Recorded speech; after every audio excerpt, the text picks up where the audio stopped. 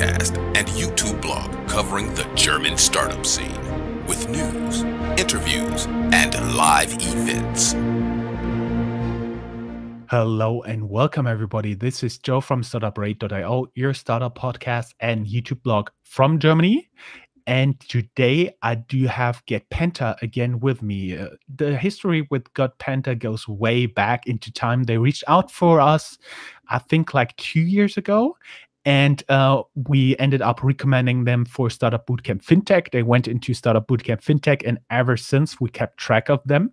Most of you people will know Luka, who's one of the founders of Get Penta. But always talking to Luka, we thought gets a little bit boring. He'll be back for the fintech review nonetheless. But today I do have another of his co-founders. Hey, love, how you doing? Hi, Joran. Nice to speak to you. Sorry, just a small correction at the beginning. It's not Get Penta, it's Penta. So Get Penta is just... I'm so sorry. No problem at all. For everybody whose first encounter with Penta this video is, can you tell us a little bit about it, except for the fact that CB Insights just called you one of the challenger banks to the established banks, and you've been included in a list of, I do believe, 60 startups all over the world, right? Yes, amazing, and we are very happy to be in such a good crowd. Yes, maybe just a bit about Penta. So Penta is a bank that we founders of Penta never had for our own startups. So it's an SME bank, but a very different kind of one. So we can't really say even at the moment that we are a bank. However, we offer a bank account.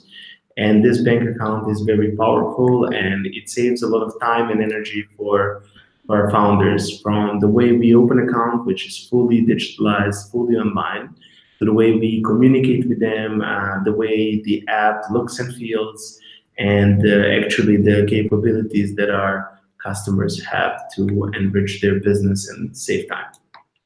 Just to avoid some heart attacks here from everybody who's looking at this from a national oversight body. I know some people are out there, you're offering a bank account, but you do this in cooperation with a real oversight bank who pays yes, that is correct. Deposit insurance and all that stuff, right?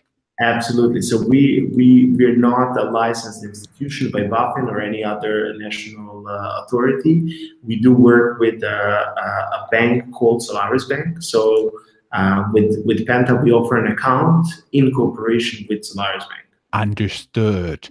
And can we go a little bit into what's special about Penta? You told us it's mobile-based, it's SME focused. Just a little bit more facts about what's special about it until we get into your journey to, I do believe, 8-digit venture capital round. Okay, so several things. So yes, we recently announced a Series A round. We have raised 7 million euros from VC called Inception from UK, and this money will fuel our growth further. So, and when you ask me what is really special about Penta, it is a very different approach to banking. It is the one that puts in the center of attention the customer, and not, you know, like a huge amount of bureaucracy. But what does this really mean for customers? It means that they open their accounts much quicker, that there is far less friction from the moment they find out about Penta until they start trading, but also when they start using some other products. For example, when they issue MasterCards, multiple MasterCards for directors, but also for their team, when they set up limits, or many other features that Penta offers, from FX to accounting integrations, and many more features that are coming literally every 2 weeks. If I do remember it rightly, wasn't there an incident where one of your competitors was a little bit too inspired by the card you are issuing? Yes, that is a great catch, Jordan. So yeah, a Penta card is very distinctive. It's really neon green, so it almost shines in the dark, and many people recognize it. But what's really interesting is that many different banks start following following the color and almost the look and feel. So we had guys from TransferWise launching a card that's exactly the same color.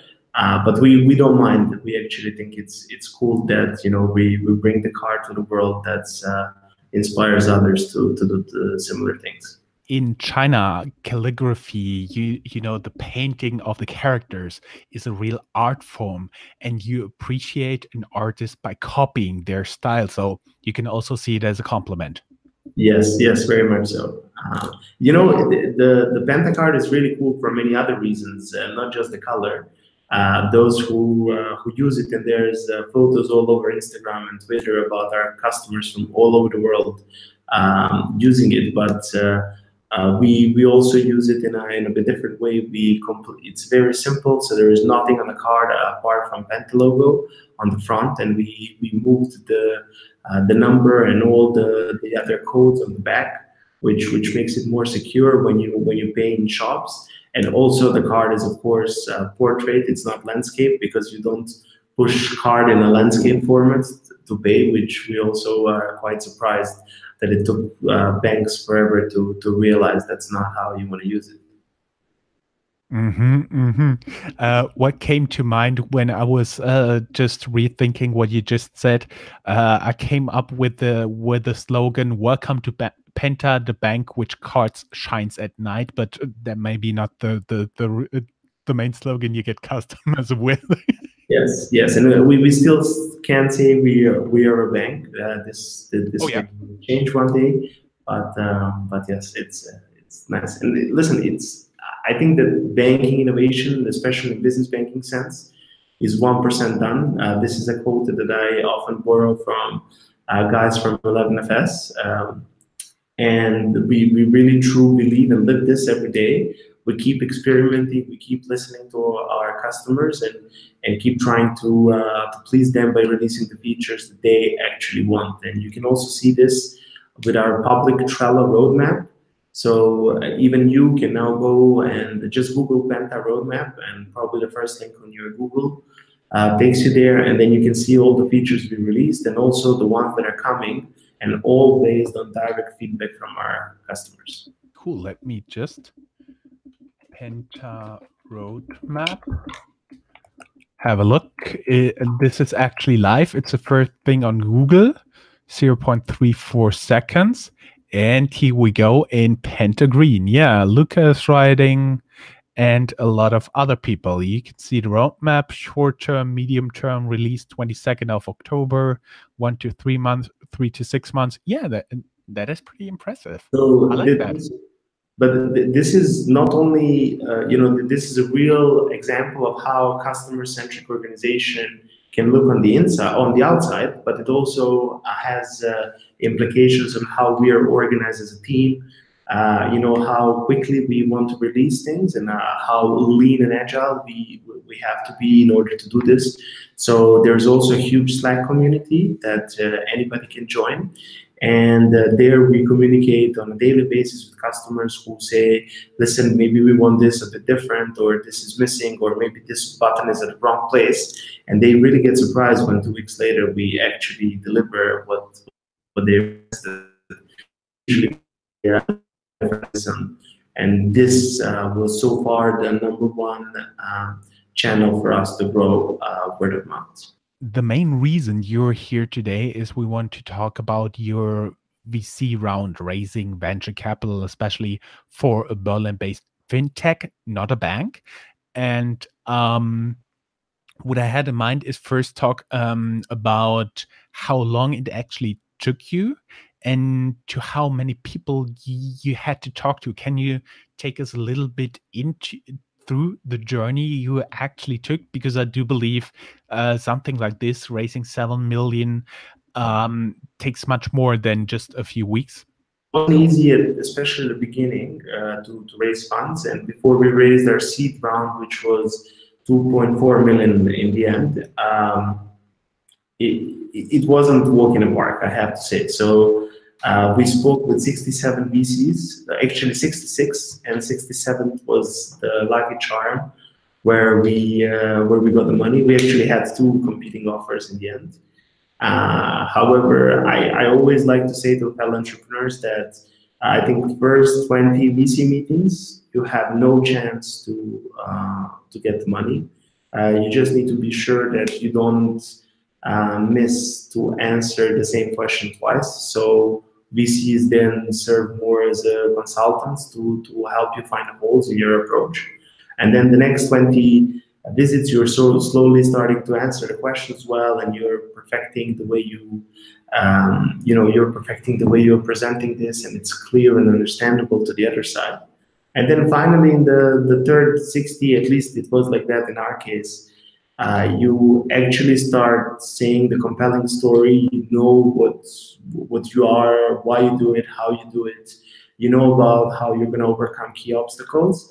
And then it's more about finding a VC that believes in your vision. So definitely I would advise all startuppers not to start with VCs that they really care about, but to start pitching to those that may not be the perfect fit for them, just to somehow practice. And just for those who think that 67 VC meetings is it's really a lot. I know that Uber, for example, took more than 250 VC meetings before they were able to fund their business, and it was even in US compared to Berlin, where it's getting much better. There are many VCs today, but I would sort of guess that it's a bit easier to get funded in USA. It's still easier to get funded in the US? Yes, that would be obviously I never raised capital in US. We did speak with some US funds, but I would somehow think that it's a bit harder in continental Europe than in the US, and UK maybe being somewhere in between. Okay, so you need approximately 40 startup pitches in front of VCs to actually refine, get your final pitch done, and then you should talk to your favorite VCs. How did you come up with a list of all the VCs you talked to? So basically, at the beginning, you have to do research, not the VCs find you. That's like in 1% of the cases when you're someone like Uber, like Facebook, in a late stage, the VCs will start talking to you, but actually you have to do your research. You have to come up with the more or less the right fit, I would say, right? I think you asked me several questions in one. So yep. The first question is how it was to get funded. And right, this is the part where you want me to repeat? Or? Yep. Yeah, so my experience is that there are two general types of VC funds. Those who are generalist funds, who are waiting that some smart guys pitch them an idea they believe in. And then the other type of funds, which now becomes more and more often the case, is those who are really specialized in one or two or three topics, like let's say fintech, and then even more specifically SME banking fintech. And they did some research, and then they see some statistics, and they think it would be good this year to back up an SME fintech, right? So when this is the case, and when people are approached by this fund, then all they have to do is sell their vision and look for those funds that are actually agreeing with this vision. So in our case, in case of Penta, we have a vision that the future of banking lays in APIs, right? So instead of one bank really offering a whole wide area of all the services in the world, but doing them all averagely and selling them for a high price, we believe that the future will lay with providers of individual vertical banking products, such as TransferWise that offer FX, or Funding Circle that offer loans, and also companies who will build a user experience layer on and integrate that kind of services, such as Penta.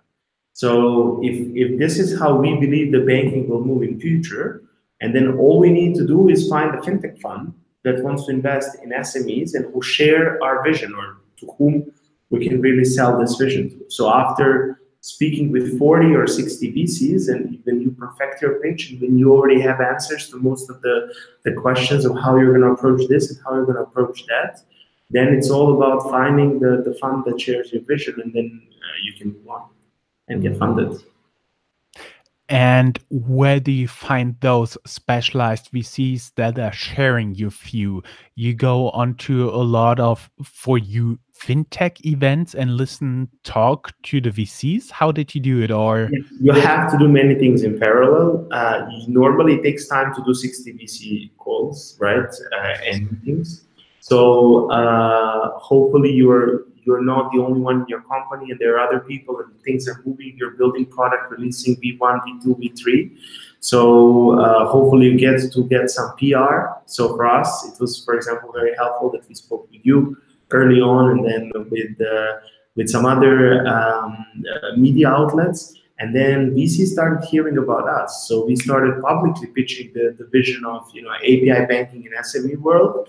So then some VCs found us, but not always so easy to do this. And we also, some of the VCs who found us and thought that they really agree with our vision didn't really end up investing for different reasons. And you're right. I think startups should be very active, go to conferences, meet people, get recommendations, and then eventually they're going to find the right investor. Mm-hmm. How long altogether did it take you, like in months or even years, before you could finally close your round between the closing your seed funding till now? I do believe it was just one process. How long did it take you? Okay, so there were several steps in Penta funding, right? So first we started talking with VCs very early on, maybe even during the Startup Bootcamp. However, at that stage, it was far more realistic that we received some angel money, and we did. However, we kept on speaking to VCs. I would say that it's very hard for any VCs to invest if they don't know a company at least for 3 months. And very often, this is 6 months or more. So I would leave enough for really at least 6 and possibly even 12 months to raise a VC round. However, the first part should also be pitching to angels and getting some angel money, which would allow you to live through these 12 months and also release a product at the very least, and hopefully even getting a traction before speaking with VCs, because all of them are always full of excuses why they don't want to invest, even if they like the vision and the product and the team, if the product is not live, and also in many cases, even when customers are not there. So that means if you have a live product, if you have customers who are actually using or in sometimes buying it, if you have actual customers for your product, then that's the point where the VCs want to enter. Before it's hard. Right. It's much harder. Obviously, if you just patented for cancer and you have 10 years of exclusivity to sell it to people, then you can go straight to VC. They will immediately fund it. But that kind of clear cases where you have something extremely defendable that's already very clear that people would want to buy is very rare. It still happens, and it just then needs a bit more persuasion from founders to VCs when the case is not as strong early on like that. Before we going to close your recommendations for VC round, what is the most important stuff you would like somebody have told you before you started raising VC round that you didn't know before? Yes, first I would be very careful whom I take money from. So this is easier said than done, right? Because at very early on, it's so hard to raise money that you're just like, okay, let me just take money. However, I would generally do a lot of due diligence on investors and really discuss with them openly about the vision of the company and ask their buy-in very early on for our own plans. Rather than have a situation afterwards to have some disagreement. With Penta, we're very happy and lucky to have really great investors who support us on the way. But it's not always the case, and I knew many startups who failed because they didn't really have the right investors on board, and they didn't share their vision with them. So this is probably one of the things, and also maybe not exactly VC related, but more important than choosing the right partner for funding is choosing the right founders, which is of course a whole other topic that maybe we can discuss in one of the next opportunities, but also for me probably the most critical element in startup life. I just what just came into my mind was when Luka was talking to me on an audio-only podcast about it. He said the memorable quote, "Don't marry the sexiest people, but the ones who bring most to the table." I do believe it's the same. He also applied it to your co-founders. Yes, I hope he didn't mean this regarding me, the sexiest people. But apart from this, I fully agree with Luka. So it's also hard because early on you just have an idea and vision, and now you need to persuade some friends, or maybe even worse, if they're not friends, to leave their well-paid jobs and to go to this crazy adventure where they have no salary and a lot of risk. But what I learned is that high risk is actually low risk. So if you do a risky move and leave a well-paid corporate job like I did, you can only get better off, because even if startup fails 6 months down the road, you can always come back to your old boring job with so much experience that you can immediately become your boss, if not more than that.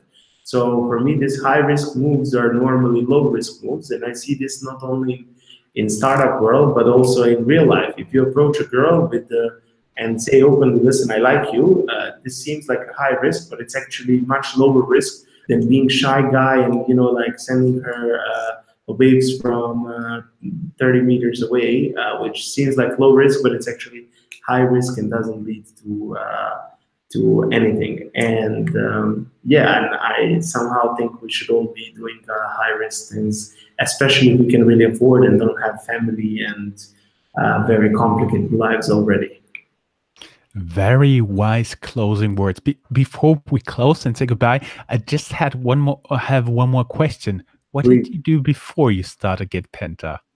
Yes, so I did have a startup when I was 19 until 21, and then after the startup, it was somewhat successful. So I managed to get some funds out of it and finance my studies in Switzerland afterwards. But then I started working for Siemens, a big German company, and I worked there 4 years in different positions in different cities, and last as a manager operations, something like internal consultant. Mm-hmm. Siemens, very good address. Well, love, thank you very much. I hope to see you soon again, and looking forward to hear more about Penta. Yeah, thank you, and happy to speak again, hopefully about many more other founder and startup related topics. Sure. It was my pleasure. Thank you very much. Thank you. Goodbye. Goodbye. That's all, folks. Find more news, streams, events, and interviews at www.startuprad.io. Remember, sharing is caring.